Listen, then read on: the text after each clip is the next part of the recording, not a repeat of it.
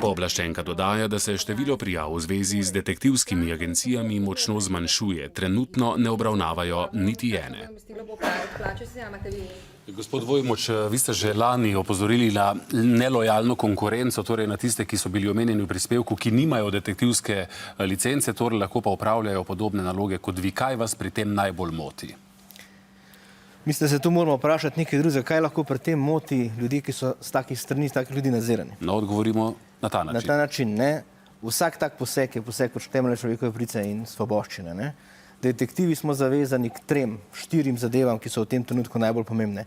Na eni strani, kot je bilo že v prispevku povedano, varnostnemu preverjanju, stalnemu nadzoru strani inšpektorata. Hkrati imamo za primere, ko presežemo pooblastila, potencialno zavarovano odgovornost, in pa seveda smo tudi člani detektivske zbornice in hkrati se izobražujemo na tem področju.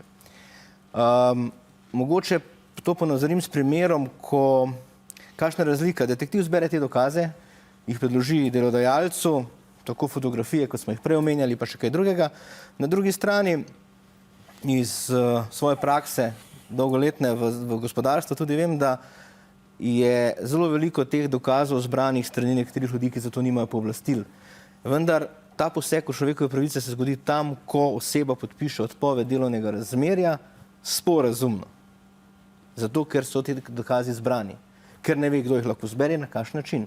Tukaj se moramo pa zdaj vprašati, ne, kako so zaščitene njegove pravice, kdo jih ščiti, ne, in katerim vsem stvarem se odpove s tem, kot podpiše sporazum zaradi nepravilno zbranih dokazov. Nekateri pravijo, da tovrstni dokazi na sodišču ne zdržijo. Kaj menite vi, če jih zbirajo torej osebe, ki nimajo detektivske licence? Načeloma se zdaj pogovarjamo o civilnih postopkih, to se pravi zlasti v delovno-pravnih. V teh postopkih načeloma ni instituta izločitve dokazov. Je pa res, da Vrhovno sodišče sprejema to prakso in če se izkaže, da je nek dokaz nezakonit, ga sodišče ne sme upoštevati. Vendar tukaj trčimo ob to težavo, da se sodnik seveda s takim dokazom, ki ni iz spisa izločen, sooči, ga prepozna in ga potem težko odmisli pri svojem odločanju.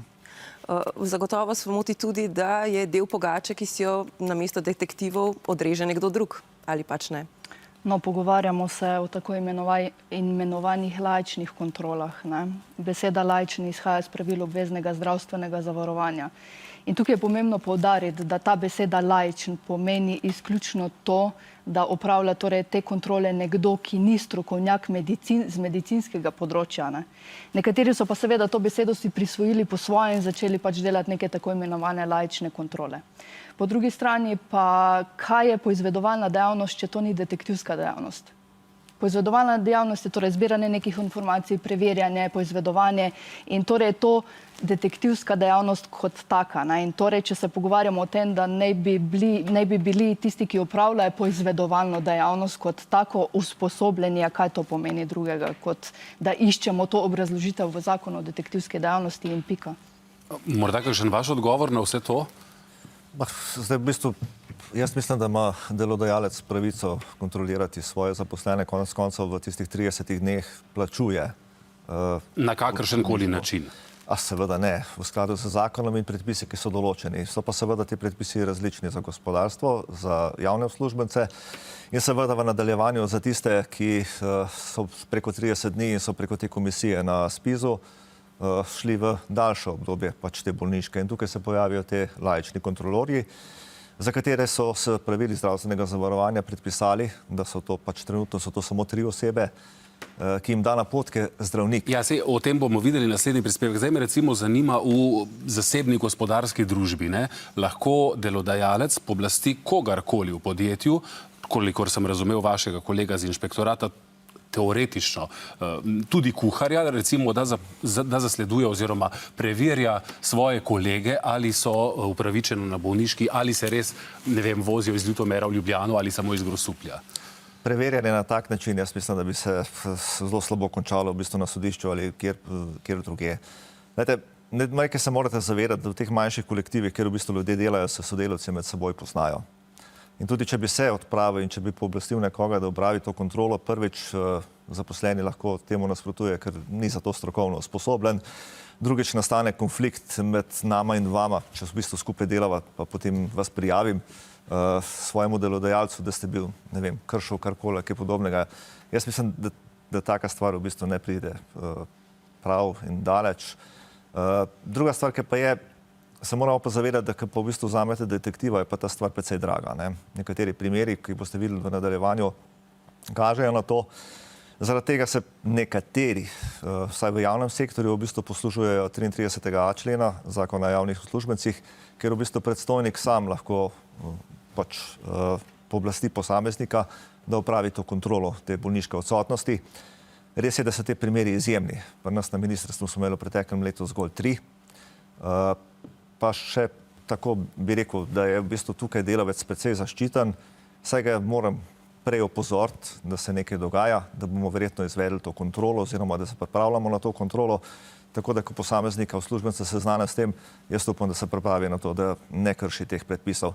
Mislim pa, da se moramo zavedati tudi neke druge zgodbe. Da na drugi strani pa delodajalec pa ima pravico do tega, da v bistvu ljudje delajo in da ne, tudi spis, da ne zlorabljajo bolniških. In nek sistem, ki kaže na to, da v bistvu ne prihaja do teh zlorab, pa moramo imeti vzpostavljen.